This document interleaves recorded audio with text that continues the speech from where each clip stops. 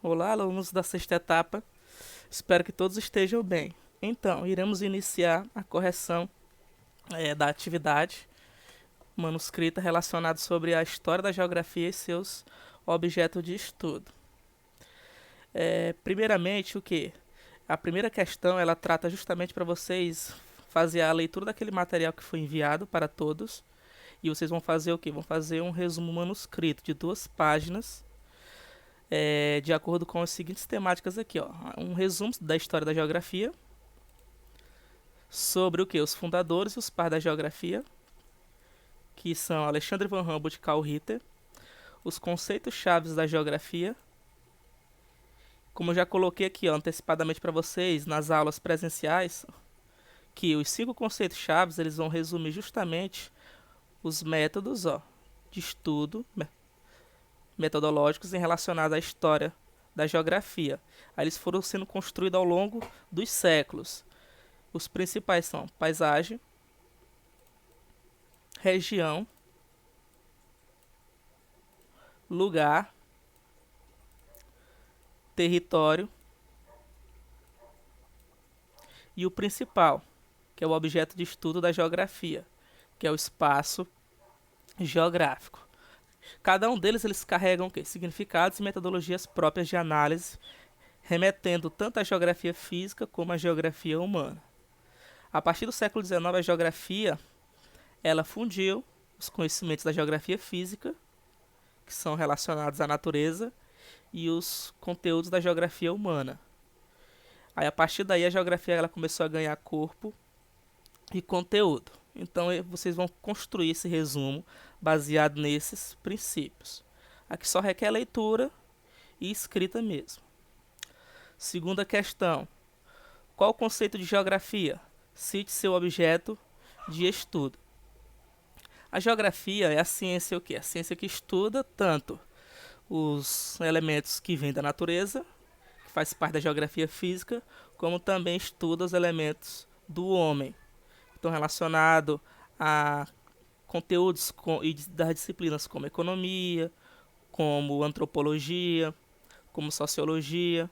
Então a geografia ela começa a estudar tudo isso de maneira distinta. E a partir daí se juntou e se configurou como espaço geográfico. Então esse espaço geográfico passou a ser o objeto de estudo da geografia e a partir daí se deixou para trás um legado que a geografia tinha, que era tratado como decorativa, como memorização. Tanto que na descrição da etimologia da palavra geografia significa terra e grafia estudo. Mas cuidado, a geografia ela não estuda apenas os elementos da natureza, ela também estuda os elementos do homem, como está sendo colocado aqui na questão. É a ciência que estuda as relações entre o homem e a sociedade para compreender os fenômenos físicos, biológicos. Isso aqui faz parte da geografia física, um exemplo. E aqui entra a geografia humana. Esse espaço que está sendo colocado aqui é justamente esse espaço de morada do homem se relacionando com os elementos da natureza. E a partir daí se construiu e finalmente se criou o objeto de estudo que foi a geografia. Porque até o final do século XIX se estudava e praticava geografia.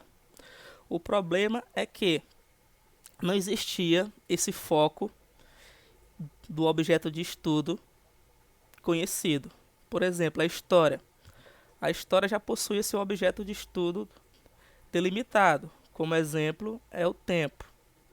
O exemplo da biologia. A biologia também possui seu objeto de estudo, que no caso é o quê? Que no caso é a vida.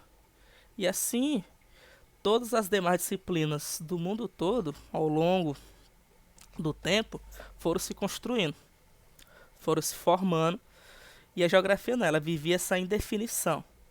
E essa indefinição que fazia com que a geografia não se direcionasse a um foco principal. Por exemplo, ela foi estudando ao longo, iremos ver mais à frente, quando for comentar um pouco sobre cada período, até os dias atuais, dos estudos geográficos, que se estudava de tudo. E isso fazia com que a geografia não direcionasse um foco específico, entendeu? Então, a geografia é justamente embasada nisso. E não esqueçam, o principal objeto e conceito-chave da geografia é o espaço geográfico. Terceira questão. Comente como se praticou a geografia durante as seguintes épocas. Sabemos que os conhecimentos científicos eles se iniciaram de maneira sistemática, baseada no cosmos, na Grécia Antiga.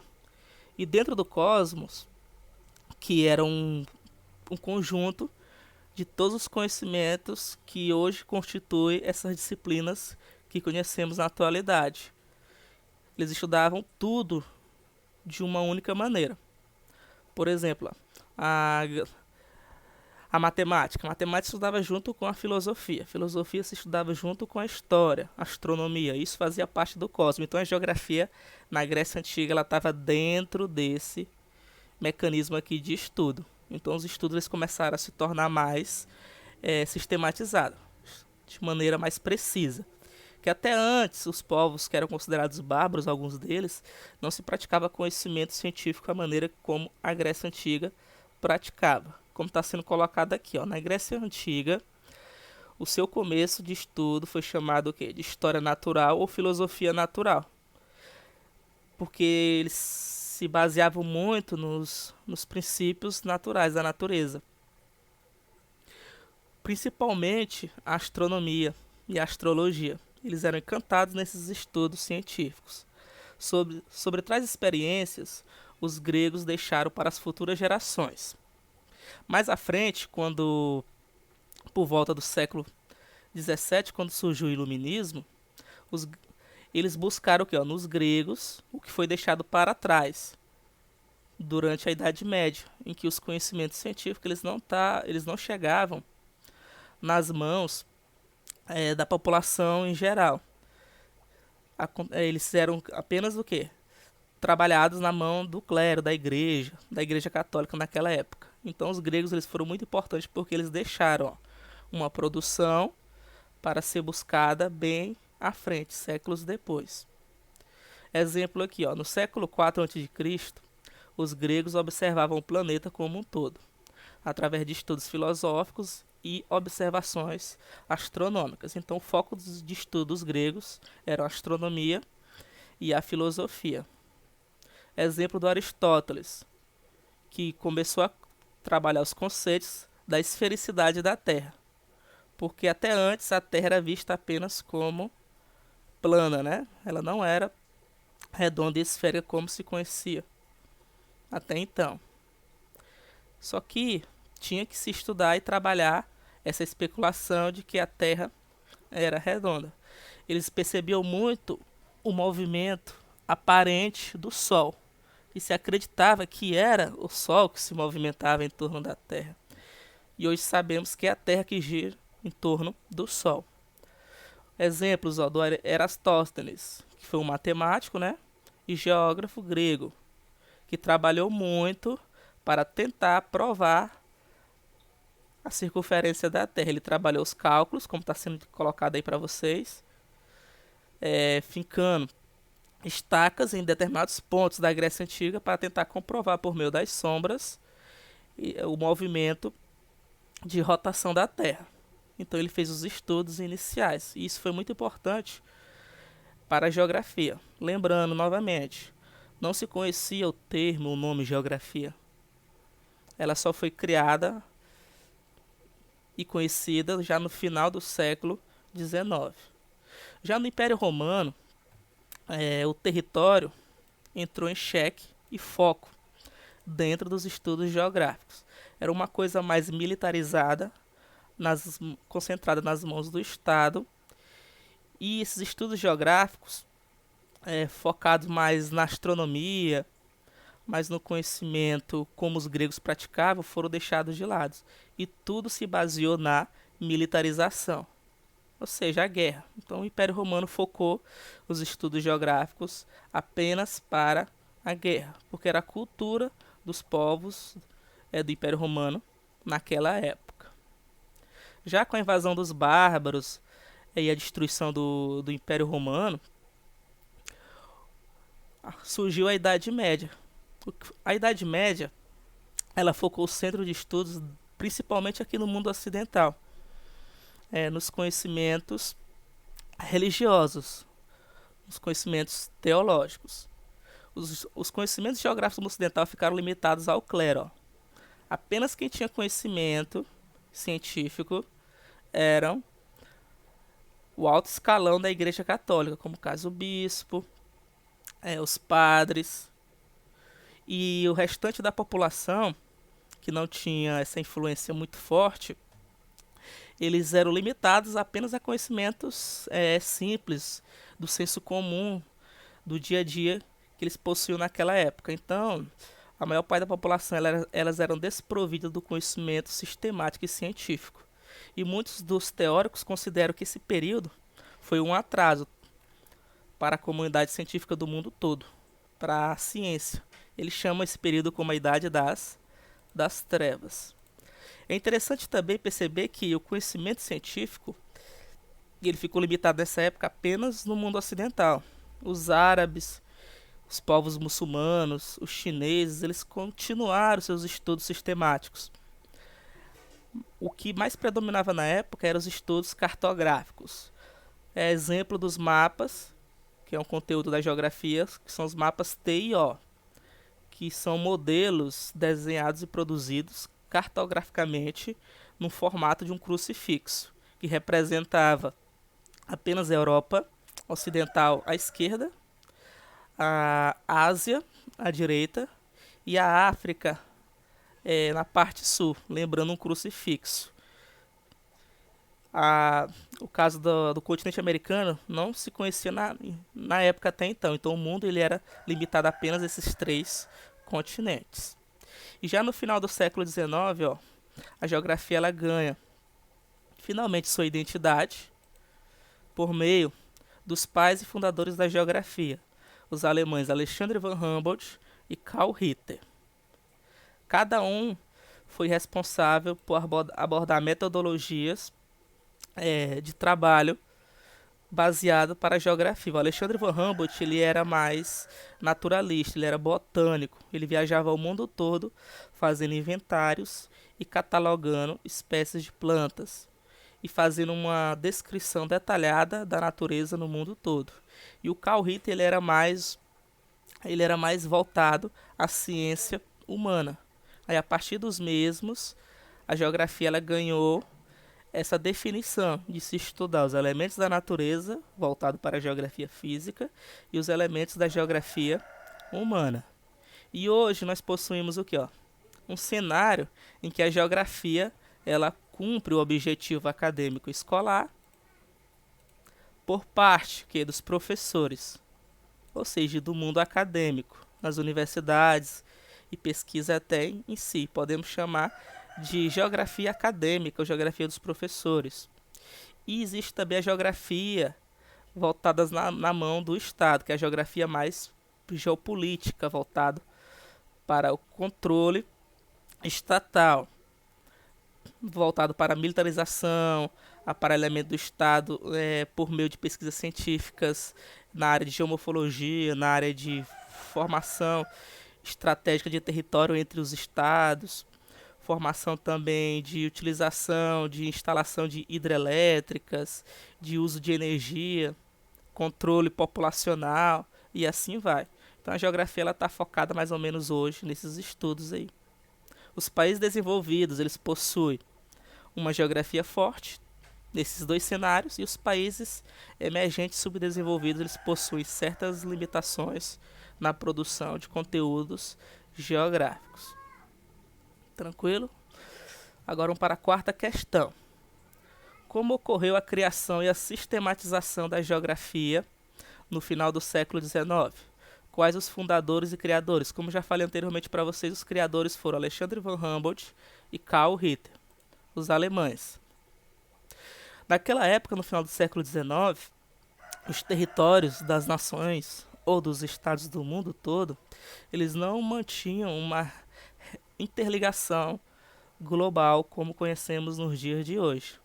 não se conhecia praticamente muita coisa sobre o que esses estados, essas nações produziam dentro dos seus territórios. Era o chamado desconhecido cultural e desconhecido dos povos. É por isso que o nacionalismo, a identidade cultural dos povos naquela época era muito forte.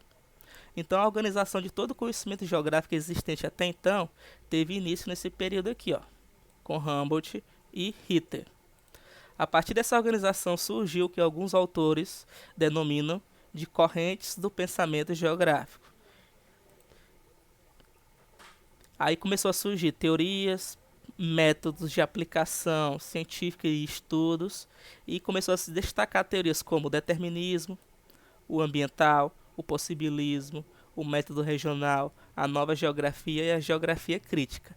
Esses trechos aqui são chamados de escolas de métodos da geografia. Iremos trabalhar e estudar cada um deles. E a partir daí, ó, nessa metodologia, dessa definição de objeto, coexistiram sobre Alexandre von Humboldt e Carl Ritter, que por meio deles se deixou o legado de discípulos que cada um foram trabalhando métodos e teorias da geografia, por isso que são considerados os pais e fundadores da geografia. Iremos agora para a quinta questão.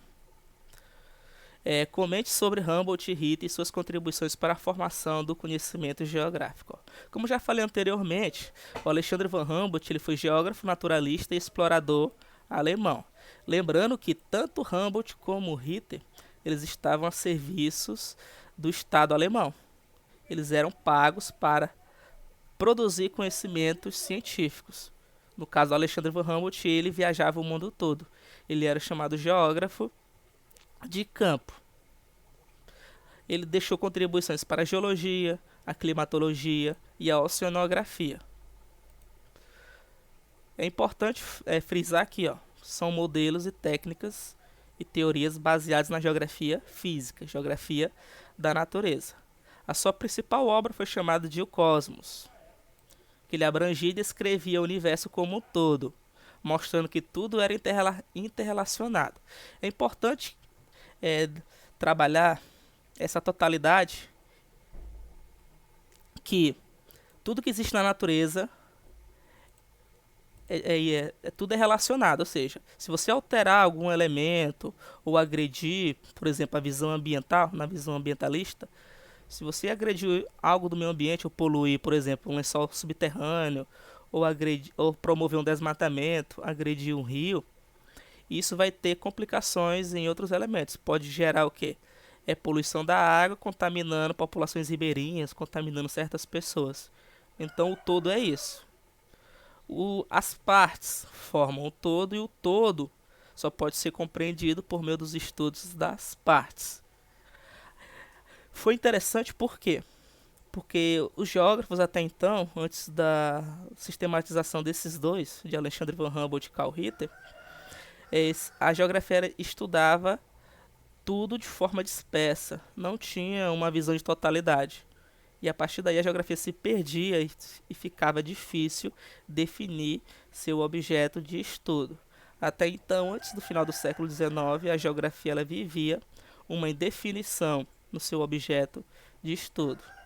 Exemplo do Humboldt, ele foi o primeiro a mapear pontos isotérmicos, ou seja, estudos que mais à frente iriam dar princípios baseados para a disciplina de climatologia. Carl Ritter também é alemão, ó, fundador da ciência moderna de geografia, um dos fundadores, mostrou o princípio da relação entre a superfície da Terra e a natureza e os seres humanos. Vocês perceberam que o autor anterior, o Humboldt, ele não trazia o ser humano de maneira precisa dentro dos estudos geográficos. Observe que Carl Ritter ele começou a colocar o homem dentro dos estudos da geografia física, dentro dos estudos da natureza. Então, a partir daí, ele formou discípulos que dariam prosseguimento aos estudos da geografia humana.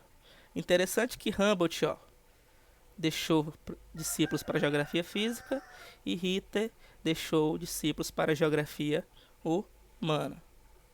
Então, pessoal, por enquanto é isso.